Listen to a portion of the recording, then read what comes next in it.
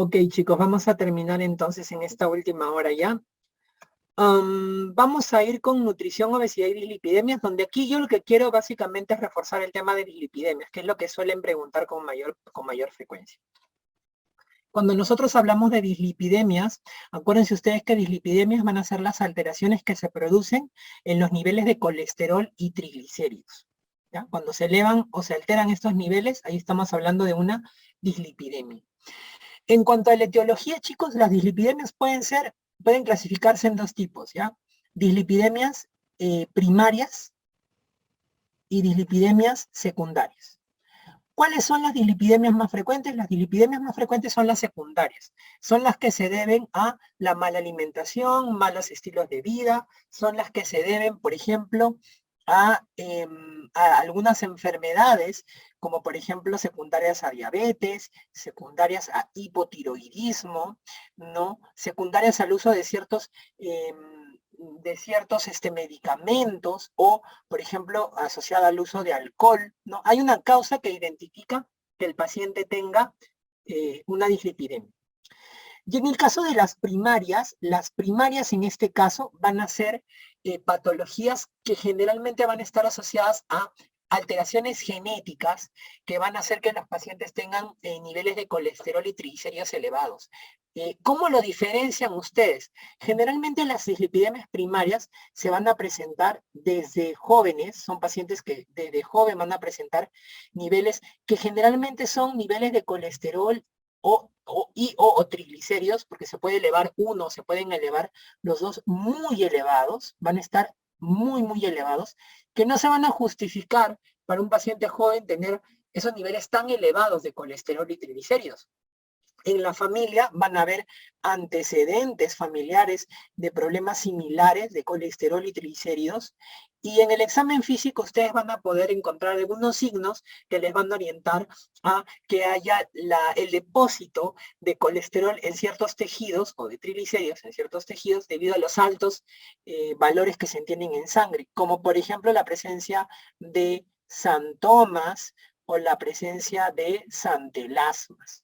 Cuando ustedes vean un paciente joven, que es delgado, que no tiene ninguna comorbilidad, que tiene antecedentes en la familia de colesterol, triglicéridos elevados, tiene valores muy elevados, tiene santomas, santelasmas, estamos pensando en una dislipidemia de tipo primaria, ¿no? Hay alteraciones genéticas que hacen que estos pacientes tengan niveles muy altos de colesterol y triglicéridos. En cuanto a los tipos de dislipidemias, nosotros la podemos clasificar en tres grupos.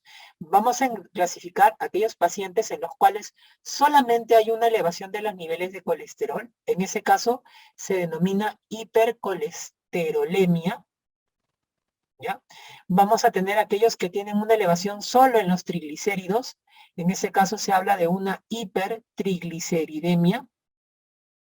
Y vamos a tener pacientes que tienen alteraciones en los dos, colesterol y triglicéridos, que se conoce como dislipidemia mixta, ¿no? ¿En qué caso yo hablo de hipercolesterolemia? Los niveles de colesterol, chicos, para yo decir que el colesterol está alto, usualmente no utilizamos el valor de colesterol total. ¿Ya? El valor de colesterol total no refleja mucho si el paciente realmente tiene una elevación marcada y tiene riesgo cardiovascular. Entonces, lo que utilizamos más para definir hipercolesterolemia nosotros es el valor del colesterol LDL. Colesterol LDL. Y los valores de normalidad de colesterol LDL van a estar definidos de acuerdo al riesgo cardiovascular que tenga un paciente.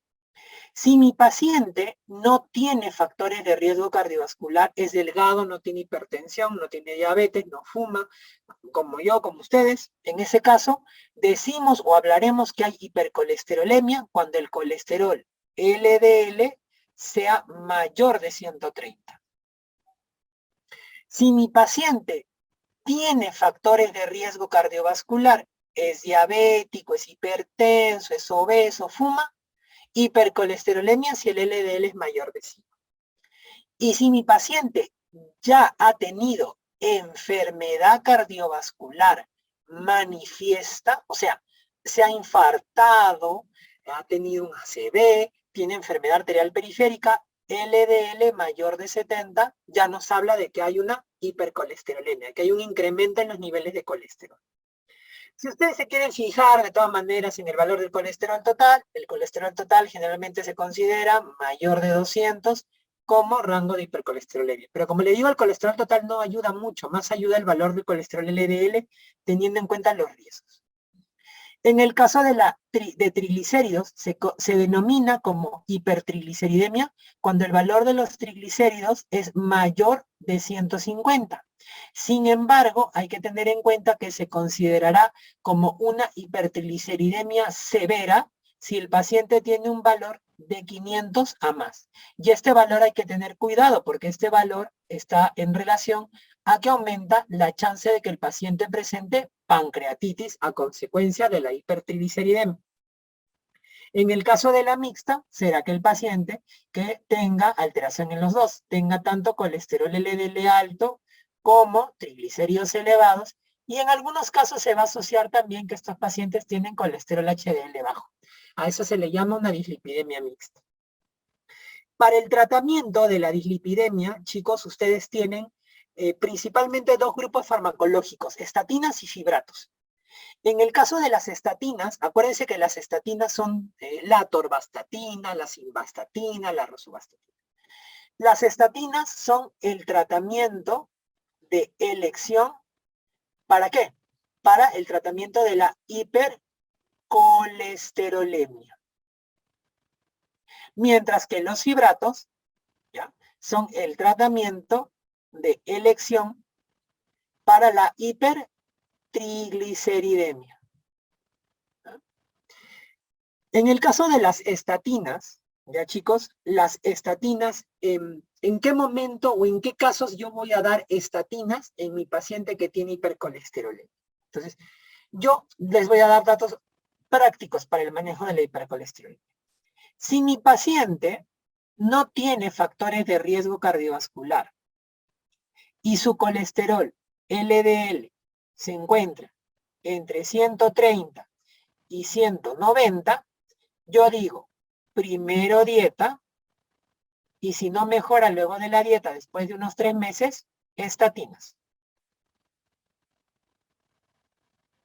Si mi paciente no tiene factores de riesgo cardiovascular, pero tiene un LDL que es mayor de 190, o mi paciente tiene factores de riesgo cardiovascular y su LDL es mayor de 100, o mi paciente tiene enfermedad cardiovascular manifiesta y su LDL es mayor de 70, en todos estos casos, estatinas de arranque. No primero dieta y luego estatinas. Estatinas. Si ustedes les van a poner casos clínicos de pacientes generalmente diabéticos, coronarios, con ACV, donde les van a poner siempre LDL elevado, no se les vaya a ocurrir marcar dieta, es estatinas. Siempre es estatinas de frente. ¿Por qué? Porque las estatinas disminuyen el riesgo cardiovascular, disminuyen la chance de que el paciente se infarte, o si ya se infartó, se vuelve a infartar. Prevención primaria en un caso o prevención secundaria en el otro. Pero tienen que dar estatinas, siempre. Ahora, en el caso de las estatinas, acuérdense que uno de los efectos adversos más frecuentes de las estatinas va a ser la miopatía. Y dentro de la miopatía, lo más grave, digamos, que puede presentarse es la rhabdomiolisis. Acuérdense que en el caso de la rhabdomiolisis, ustedes pueden sospechar o descartar mediante la medición de la creatinfosfoquinasa, que se encontraría elevada en los casos de rhabdomiolisis en los pacientes que toman estatina. No es muy usual que haya rhabdomiolisis por estatinas, pero sí puede haber mialgias, debilidad muscular, etc. En el caso de los fibratos, acuérdense que los fibratos, básicamente nosotros tenemos fibrato, el fibrato más conocido es el genfibrosilo, pero también tenemos otros fibratos que terminan en fibrato, ciprofibrato, besafibrato, fenofibrato, ¿no? Pues esos son el tratamiento de elección para la hipertrigliceridemia.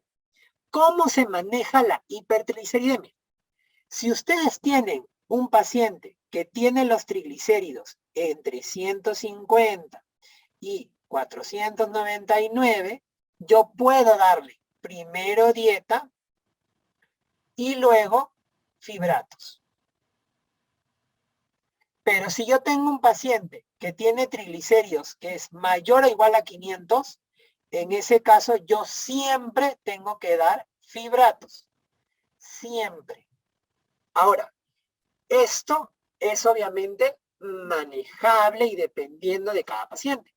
Muchos pacientes que tienen, por ejemplo, triglicéridos en 450, 300 y que tienen factores de riesgo cardiovascular, ¿le pueden dar fibratos de arranque? Sí, le pueden dar fibratos.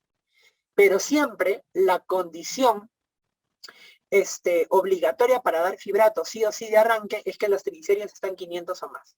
Valores menores pueden ser primero dieta y luego fibratos, o si ustedes gustan, dependiendo del riesgo cardiovascular, a lo mejor el paciente tiene los triglicéridos en 400, 450, 300, ¿se le puede dar fibratos? Sí.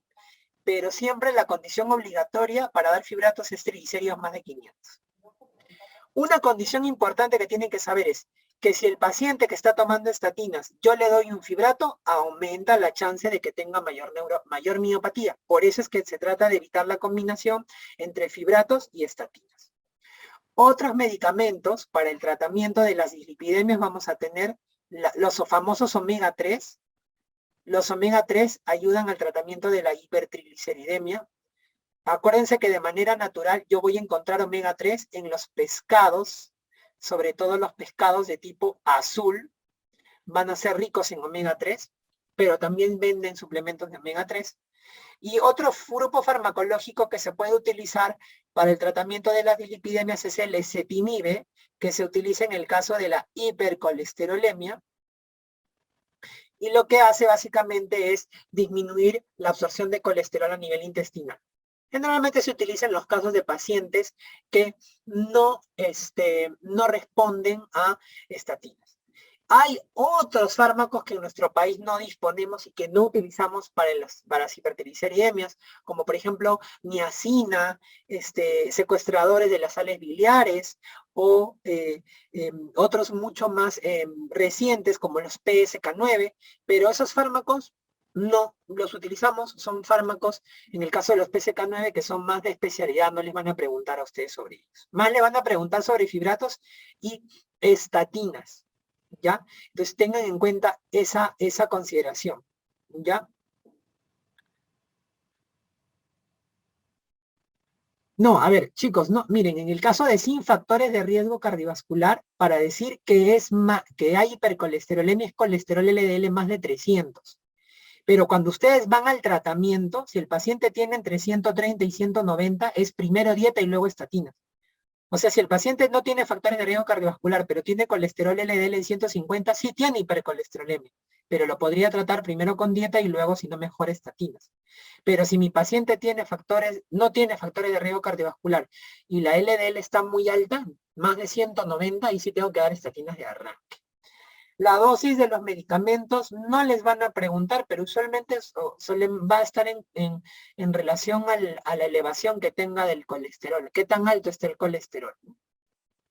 A ver, primera pregunta. ¿Qué tipo de lípido transportan las siguientes lipoproteínas? Esta también les pueden preguntar en relación a dislipidemias.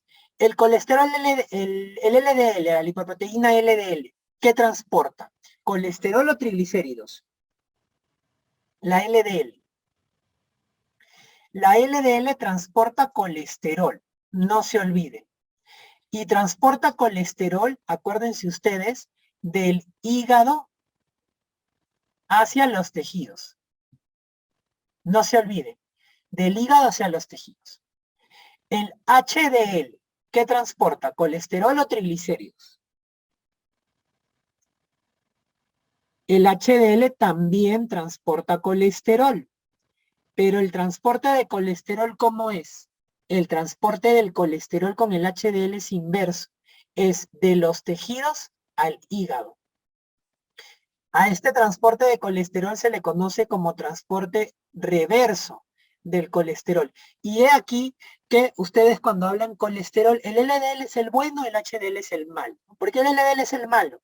Porque lleva colesterol del hígado a los tejidos. ¿No? Ofrece colesterol.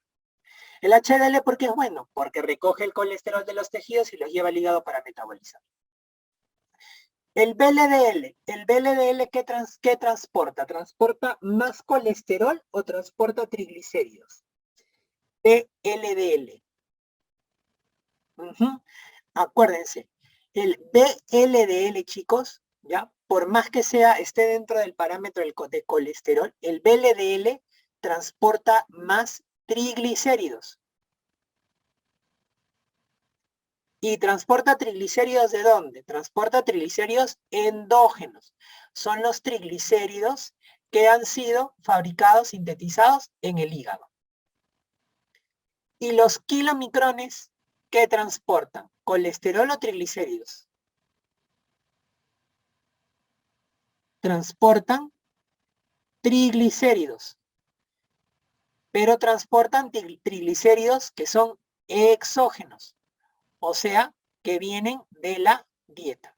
Acuérdense que las lipoproteínas son sustancias o son transportadores de los lípidos. Los lípidos, el colesterol, los triglicéridos no pueden transportarse en el suero porque son sustancias que son hidrofóbicas. Entonces necesitan de un transportador. Y esos transportadores son las lipoproteínas, que básicamente estas 4 son las principales y ustedes tienen que acordarse qué tipo de lípido transportan principalmente y cuál es la característica, ¿no? A ver, vean este caso clínico, varón de 56 años, coronario y diabético, que se realiza un perfil lipídico que muestra los siguientes valores. Colesterol total 224, vean ustedes, colesterol total 224. Te habíamos dicho que el colesterol total cuando es más de 200 se considera como colesterol alto. Entonces este colesterol total está elevado. Colesterol LDL en 120. ¿Cómo está este colesterol LDL para un paciente que es diabético y es coronario? ¿Está alto? ¿Está bajo? ¿Está normal?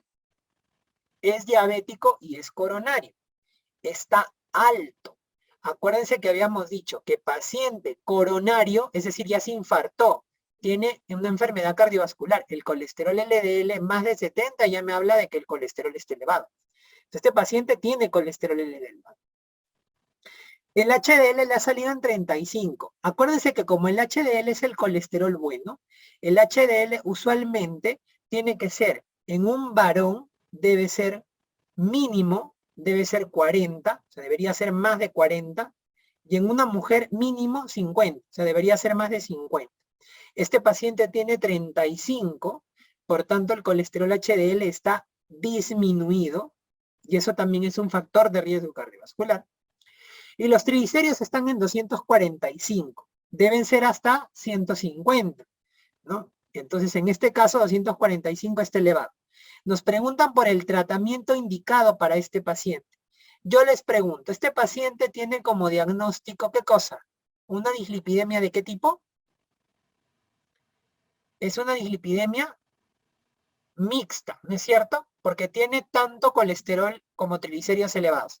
Ahora la pregunta es, ¿qué tratamiento le tengo que dar sí o sí a este paciente? Exacto. A este paciente yo le tengo que dar como tratamiento estatinas. Exacto, que lo voy a sumar a la dieta. Pues. Lo puedo sumar a la dieta. Pero el tratamiento farmacológico aquí tiene que darse sí o sí. Aquí no es dieta, aquí no es fibratos, es un paciente coronario que tiene la LDL más de 120, entonces tengo que dar estatinas. Vean ustedes, estudiante universitario de 19 años que tiene antecedente de papá y hermana con colesterol entre 150 y 390.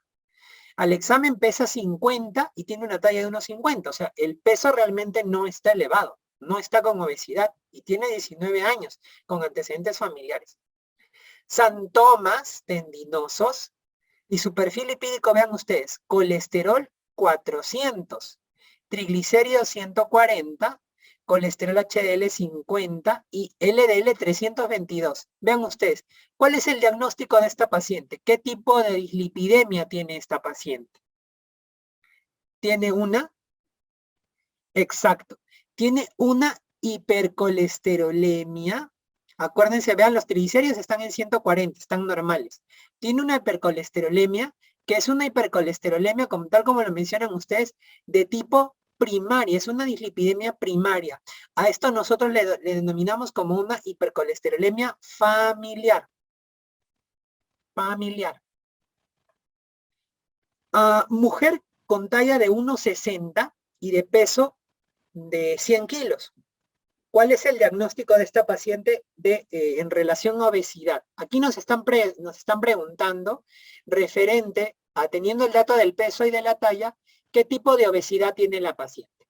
Acuérdense ustedes que para yo hacer el diagnóstico nutricional de una paciente, de una persona, se sigue utilizando todavía como marcador el índice de masa corporal. El índice de masa corporal, ustedes lo calculan haciendo una relación entre el peso en kilos sobre la talla en metros al cuadrado. Entonces, de esta manera yo puedo clasificar a mi paciente, voy a obtener un dato y ese valor me va a permitir a mí clasificar a mi paciente entre un sobrepeso, si el índice de masa corporal se encuentra entre 25 y 29.9, y obesidad, que la obesidad tiene 3 grados. Obesidad de tipo 1, si el índice de masa corporal se encuentra entre 30 y 34.9, obesidad de grado tipo 2, si es de 35 a 39.9, y obesidad grado 3, si mi paciente tiene un índice de masa corporal mayor o igual de 40. Entonces, de esta manera yo puedo hacer el diagnóstico de sobrepeso y de obesidad. Entonces, si yo hago el cálculo en esta paciente, y digo, relaciono, lo que tendría que hacer es multiplicar primero la talla al cuadrado, ¿no? O sea, 1.6 habría que elevarlo al cuadrado, y ese valor habría que dividir el peso entre ese valor que yo tengo, ¿no? Entonces, si ustedes hacen ese cálculo, ¿no? Entonces lo que yo voy a tener es que mi paciente tiene, ¿cuánto? Un índice de masa corporal de ¿cuánto?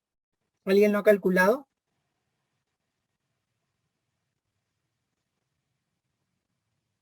Le sale un índice de masa corporal de 39, ¿no es cierto?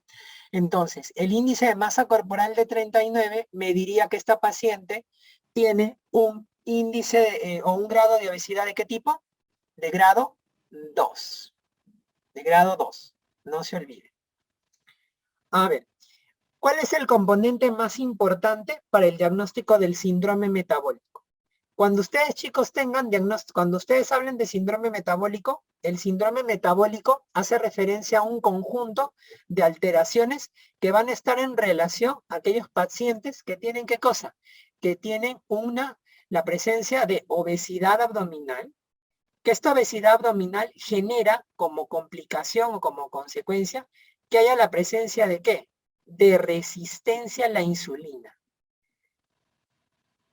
Esta resistencia a la insulina es el pilar del diagnóstico del síndrome metabólico. ¿Y qué asocia el síndrome metabólico? El síndrome metabólico va a ser la agrupación de distintas patologías que están en relación a que se presentan como consecuencia de la obesidad abdominal. Es un paciente que va a presentar incremento en la presión arterial, o sea, hipertensión, puede presentar incremento en los niveles de glucosa, ya sea en rango de diabetes o prediabetes. ¿Ya? Vamos a encontrar que es un paciente que tiene incrementado los niveles de triglicéridos, va a tener una disminución en los niveles de colesterol HDL, y vamos a tener que hay un incremento, ¿en qué? Un incremento en el perímetro abdominal. Hay obesidad abdominal.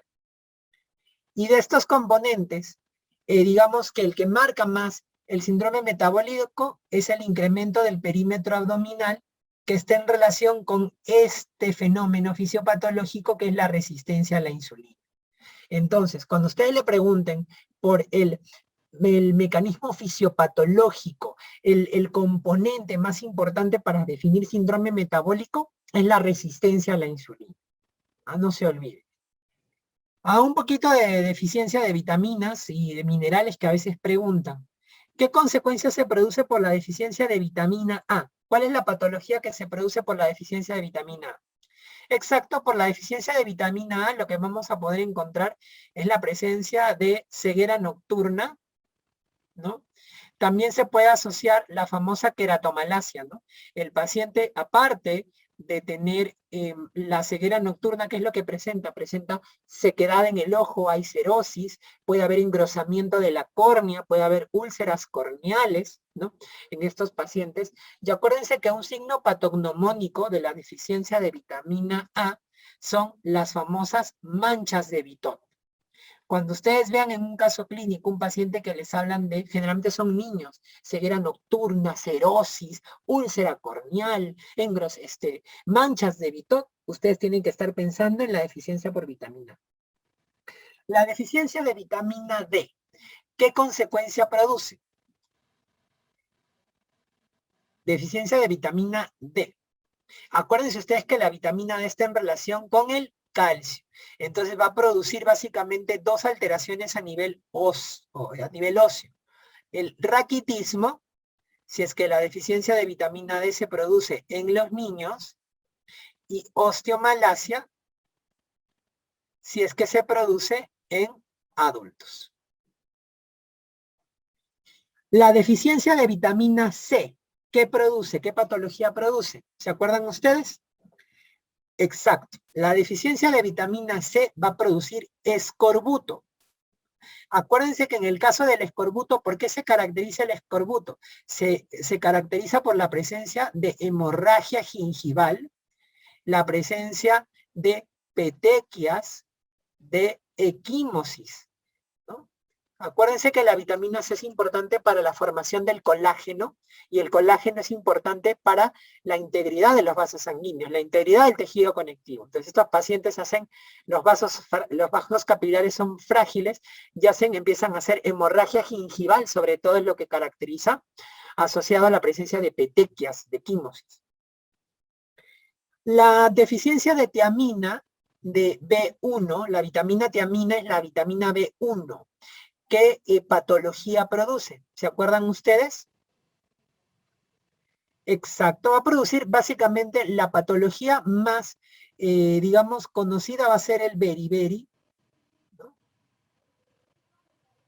Que el beriberi puede tener dos vertientes, puede ser un beriberi húmedo que tiene afectación básicamente a nivel cardíaco, y un beriberi seco que tiene afectación básicamente a nivel neurológico, ¿no? Y también se ha relacionado ciertamente con lo que es la encefalopatía de Wernicke-Korsakoff, ¿no? Pero suelen preguntarle siempre mucho acerca del beriberi, ¿no? En el caso de la niacina, la deficiencia de niacina o vitamina B3, ¿qué alteración produce? Exacto. Va a producir en este caso la pelagra. Acuérdense que la pelagra va a estar determinada por las famosas 3D. Vamos a tener que el paciente va a presentar, ¿qué cosa? Demencia, dermatitis, y la última D, demencia, dermatitis y diarrea. Exacto. La famosa triada de la pelagra, ¿no? El ácido fólico, la vitamina B9, la deficiencia de ácido fólico, ¿qué produce? Está bastante sencillo. Realmente las siguientes tres son bastante sencillas. La deficiencia de ácido fólico produce la famosa anemia, que es una anemia característicamente anemia megaloblástica, donde vemos pacientes con macrocitosis, ¿no? Los eritrocitos son más grandes en lo normal. Acuérdense también que la deficiencia de ácido fólico está relacionada durante el embarazo con defectos del tubo neural. No se olviden también. Esto sobre todo, básicamente en la gestación, en el embarazo. La deficiencia de vitamina B12 es similar a la del ácido fólico. También puede producirnos anemia, ¿no es cierto? Y una anemia de tipo megaloblástica también, con un incremento del tamaño de los glóbulos rojos. Pero adicionalmente anemia megaloblástica también, ¿qué puede causar la deficiencia de vitamina B12? Puede causar síntomas neurológicos, ¿no? Puede causar sobre todo síntomas en relación a neuropatía, parestesias, adormecimiento, calambre, ¿no? Son característicos de la deficiencia de vitamina B. La deficiencia de hierro, chicos, ¿qué causa la deficiencia de hierro? Exacto. La deficiencia de hierro va a causar, como su nombre lo dice, básicamente anemia ferropénica, que es característico la microcitosis y la hipocromía que tienen los glóbulos rojos en este tipo de anemia. Y la deficiencia de zinc, que es mineral también que a veces preguntan, ¿saben ustedes qué produces? ¿Qué manifestaciones produce? Ujú. Básicamente la deficiencia de zinc va a producir, ¿qué cosa? Va a producir la famosa alteración a nivel de la dermis, va a producir una acrodermopatía. ¿Por qué acrodermopatía? Porque se produce una dermatitis, sobre todo a nivel de las zonas de las extremidades, a nivel de las manos, de los pies, se va a producir una dermatitis. Por eso acrodermopatía, y va a estar asociado a eso, a la presencia de diarreas. Además, vamos a ver que se puede presentar en estos pacientes también, a consecuencia de la diarrea, talla baja y retraso en el desarrollo psicomotor. Generalmente son niños que se presentan con la dermatitis asociado a diarreas y asociado a talla baja. ¿Se me pasó una diapositiva? Sí, es cierto, pero... Ah, verdad, tienen razón. Sí, sí, sí, sí. A ver, vamos a ver esta diapositiva que se me pasó. A ver. Am, Mujer de 58 años que tiene antecedente de hipotiroidismo, que acude a consulta por dislipidemia, se inicia tratamiento y una semana después presenta mialgias. No recuerda el tratamiento que ha tomado. ¿Cuál es el medicamento que produjo el RAM? ¿Se acuerdan ustedes cuál de los medicamentos que se utilizan para dislipidemia produce mialgias dentro de sus efectos adversos? Ujú. Exacto, aquí la respuesta es estatinas, ¿no? Acá te están marcando que acaba de iniciar tratamiento hace una semana por dislipidemia, ¿no? Y inicia con las mialgias. Entonces lo más probable es que haya iniciado con estatinas. Los fibratos pueden producir mialgias, sobre todo cuando están asociados a estatinas. Cuando están asociados a estatinas. Mujer de 18 años que presenta santomas tendinosos, tiene colesterol en 400, triglicéridos en 140, tiene un antecedente y hermana de padre con colesterol mayor a 400. En esta dislipidemia, el trastorno primario se encuentra en el receptor D. A ver, vean ustedes, chicos, es una mujer que tiene 18 años, que tiene santomas tendinosos, miren, volando el colesterol, pero triglicéridos están normales y tiene antecedentes también en la familia de colesterol elevado. Esa es una paciente que definitivamente tiene el diagnóstico de ¿qué? Tiene una hipercolesterolemia que es de tipo primario, de tipo familiar, ¿ya? Cuando ustedes tengan, chicos, una hipercolesterolemia familiar, tienen que acordarse siempre que la alteración básicamente va a estar a nivel del receptor de una lipoproteína en específico. ¿Se acuerdan ustedes cuál es la lipoproteína que ofrece el colesterol a los tejidos? ¿Qué lipoproteína ofrece colesterol a los tejidos? Lleva del hígado a los tejidos. ¿Cuál es esa lipoproteína? Del hígado hacia los tejidos. Ajá, es la LDL. La hipercolesterolemia familiar, chicos, se debe generalmente a trastornos genéticos en el receptor de LDL. En el receptor de LDL. Entonces, como hay una alteración en ese receptor que capta el LDL para ofrecerle el colesterol, entonces estas células no pueden captar el colesterol y el colesterol se empieza a acumular en la sangre. Entonces, por eso se produce, en este caso, la hipercolesterolemia familiar. Obeso con perfil lipídico de triglicéridos en 400, tiene el colesterol en 210, con un HDL en 35 y un LDL en 95. Se recomienda una dieta a base de, yo les pregunto primero, a este paciente, ¿cuál es el diagnóstico de este paciente?